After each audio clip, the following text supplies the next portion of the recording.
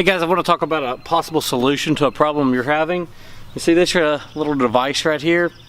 First off, this silver box, if you have one in your yard, you know what it is, but it's the transformer for landscape lighting. Landscape lighting is pretty amazing. It adds a bunch of security and to your house at nighttime, but it gives you the opportunity to enjoy your landscaping even at night. One complaint we hear though is that people talk about the timers get off, like if you lose power, then they'll start coming on during the day, and then when you've got time change, you got to remember to go out there and set them.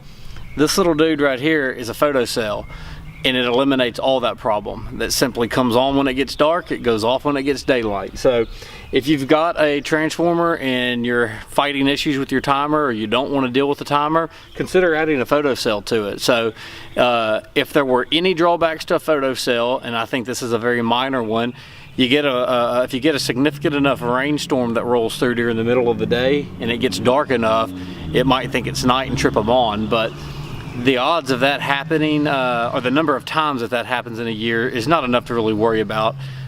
So anyway, the pros and the benefits far outweigh any negatives that you're going to be able to come up with. So if y'all got any questions, let us know. Y'all have a good day.